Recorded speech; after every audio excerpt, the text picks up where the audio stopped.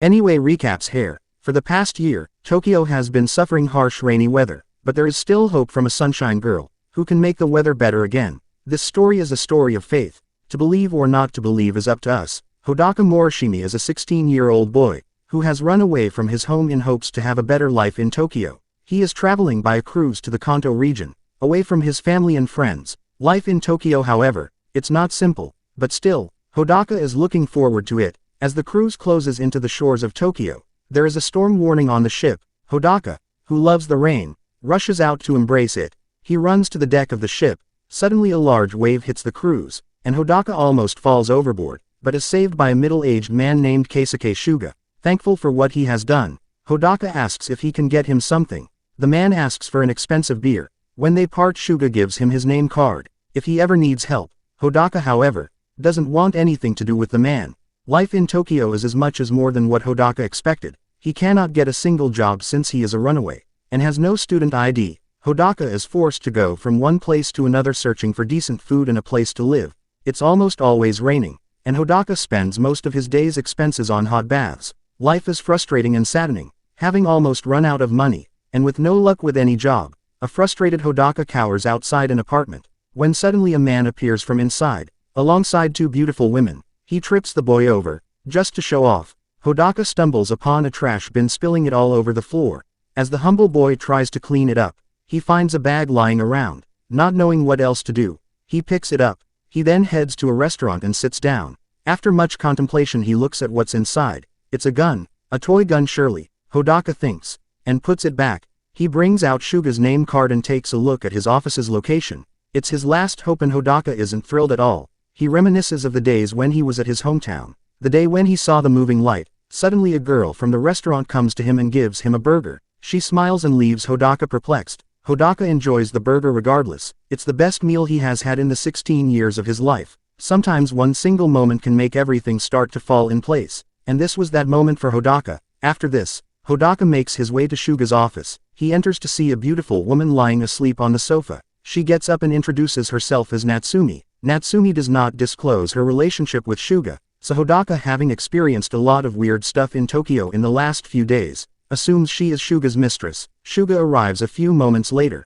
and both of them offer Hodaka a job. They are actually writers, who write columns on supernatural stuff in various magazines in Tokyo. Hodaka is hired instantly, and as a bonus, the job includes food and accommodation. Almost all of Hodaka's issues are cleared at once. His new life has now started. The job starts almost instantly, and Hodaka is asked to interview people who have experienced or witnessed some supernatural activities. Shuga gives him a tip to start with: 100% Sunshine Girl. They interview a psychic, some old couples, and even children. Most of his time Hodaka works on recording the interviews and transcribing them to the laptop, and the rest of the day he helps Shuga and Natsumi with household chores. Life is hectic and fast, but Hodaka has started to enjoy it. The rain continues to fall in Tokyo almost every day, but now that Hodaka has a roof to stay under, none of it matters. One day, as Hodaka is strolling down the street, he notices the girl who handed him the burger the other day, being escorted by two men. One of these men is the same arrogant guy who tripped Hodaka for no reason at all some days ago.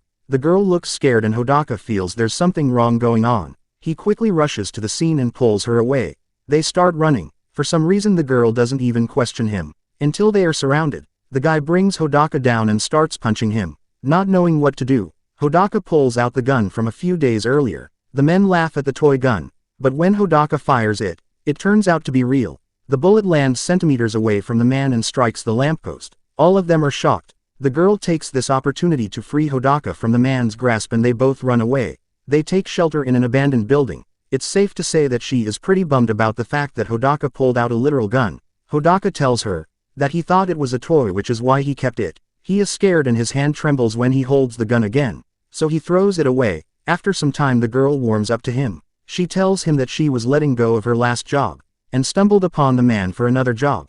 The girl realizes that Hodaka is a runaway. She finds him a little lost and scared, so she takes him to the top of the abandoned building. There is a small shrine built on top. She tells him that it's hard to enjoy Tokyo with such rainy weather. She then starts praying. The wind changes. Rain starts to revert back to the sky. Suddenly, the sky clears and the clouds move apart, to reveal a ray of sunshine upon them. The girl introduces herself as Hina. Hodaka instantly realizes that she is a sunshine girl. She asks how old Hodaka is, and he tells he's 16. Hina smiles and replies that she will be 18 next month, so he must treat her with respect. The rain returns once again, and people all over Tokyo start witnessing weird objects that look like fishes that arrive along with the rain. Natsumi and Hodaka watch various posts about this online. Natsumi remembers what a guy told them during their interview, that there is a world full of an ecosystem larger than the ocean, up in the sky. Hodaka then heads to Hina's place where they had agreed to meet. When he reaches the door, he comes to his senses. It was the first time he had ever visited a girl's house. Before he can prepare himself, the door opens, and Hina greets him cheerfully. She lives alone with her brother. They both enjoy the lunch Hodaka brought with him. After lunch, Hodaka shows Hina some of his ideas. He thinks that she can use her powers to earn money, rather than to do a job in the harsh nightlife of Tokyo. They create a website where people can order her services for a clear day. Just as they press the button to publish the website, Hina's younger brother Nagi, Hodaka instantly realizes that he is the same middle schooler, who was juggling 5 girlfriends. Hina introduces Hodaka as her business partner, and just then they get a request to clear the weather of the flea market the next day. Hodaka prepares weird props which Hina refuses to use, but in the flea market Hodaka brings them anyway. He also has Nagi dressed up as a rain puppet. The people in the market are skeptical at first after seeing the shenanigans of Hodaka and Nagi, but soon the sky clears. The owners are so happy that they pay them 20,000 yen, almost 4 times what they had asked for. Their business was a hit. They start helping more and more people after that, and take a lot of requests clearing the skies out for anyone who needs it. One day, they go to help an old woman who wishes for clear weather, to pray for her departed husband. Hodaka also realizes that Hina lost her mother last year, and so she too does the ritual with the old woman. As she is occupied, Taki talks with Hodaka. She asks their age, and Hodaka suddenly remembers that next week is Hina's birthday. Taki suggests that he gets her a present. Hodaka has started to develop feelings for Hina, and wants to get her something truly special. Life was good now so he could afford something nice. However, times can change for the worse as fast as they change for the better. One day, Hina is hired to clear the weather for the Jingu-gyeon fireworks festival. She does her job as usual, but a media outlet manages to take her picture, which is why they decide to lay low for some time. Elsewhere, Natsumi continues to work on the article on the summer girl, and goes to visit a temple. They interrogate an old man about the legends and he tells them that years ago, there was one sunshine girl for each village. These women took the prayers of the villagers and relayed it to the sky world. However, there is a heavy toll to pay by the end. The next day, Shuga, his daughter and Natsumi, hang out together with Hodaka, Nagi and Hina. As the boys play, Natsumi, who was told of Hina's ability by Hodaka, tells her about the prophecy the old man had told them.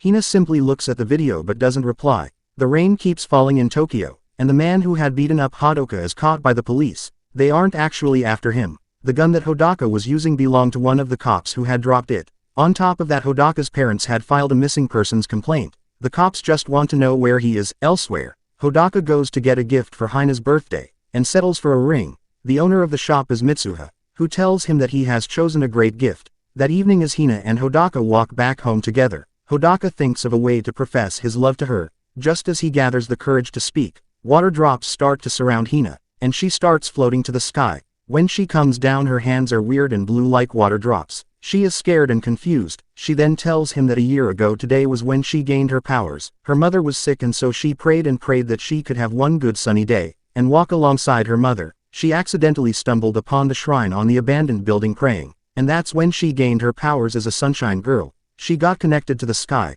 Tokyo's rain is unrelenting. As Hodaka showers at Hina's place, the police show up and question Hina about the boy's whereabouts. They realize that Hina has been staying alone with her underage brother, which is unacceptable. After the cops leave, Hina tells Hodaka that the police will be back with social services for Nagi, which she cannot let happen. Just then, Shuga also arrives outside disguised in a completely random outfit. He hands some money to Hodaka, and tells him that he cannot come back to the job. Shuga was currently fighting for custody of his daughter and couldn't handle a law problem. He suggests Hodaka to return back to his hometown. Saddened, Hodaka returns to Hina and suggests that they run away together. The trio walk through the rainy streets of Tokyo with little luck finding a place to sleep.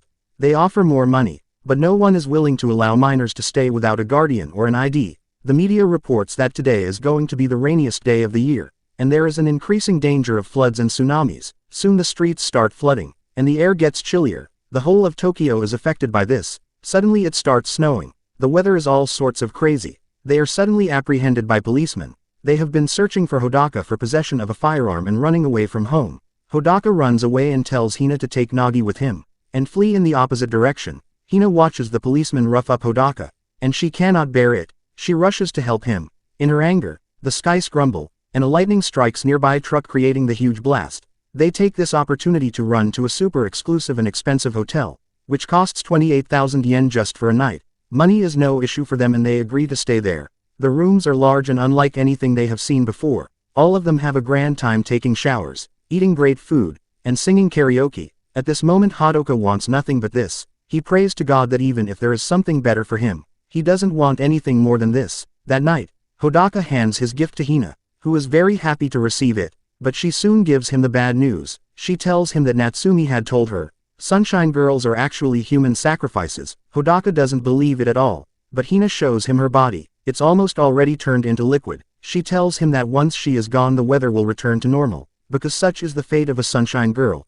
Hodaka is lost for words, but tells her that they will stay together no matter what. The next day when he wakes up, Hina is gone. The police have also caught up with them and they take Hodaka to the police station, and Nagi to social services. On their way, Hodaka hears that Hina was actually only 15, and had faked her ID to get a job. He realizes that he was depending on someone younger than him instead of helping them. Upon reaching the police station he runs away again. He is determined to bring back Hina from wherever she is. The policemen follow him but he is aided by Natsumi, who gives him a ride on her scooter. She takes him close to the abandoned building, but is stopped because of the flooded streets. The sun is high and clear in the sky, and the weather is slowly becoming normal. Hodaka races through the train tracks to reach the abandoned building. He gets apprehended by Shuga, who just wants him to stay out of trouble and even the police, but he manages to get to the shrine on top of the building, wanting to save Hina. As soon as he reaches the shrine, he is dropped to the sky, and sees her. Hina leaps towards him and they both start falling down.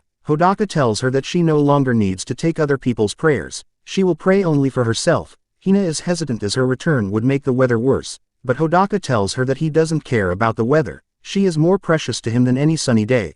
3 years have now passed, and the weather in Tokyo never really recovered. The whole city was now flooded. After the incident, Hodaka had been sent back to his hometown and was on probation. He could have gone back to Tokyo, but he waited till the day of his graduation. After graduating high school, he headed back to Tokyo with hundreds of questions in his mind. Did he do good? Was it worth it? Was the fact that Tokyo is now drowning his fault? But just as he sees Hina, all of these questions vanish. He is sure that he chose this, and that is what matters to him. He has faith. The pair embrace after meeting after such a long time, and Hodaka tells her, "We will be alright." As always, if you like what you see, subscribe to the channel. Peace out, and I meet you on the next one.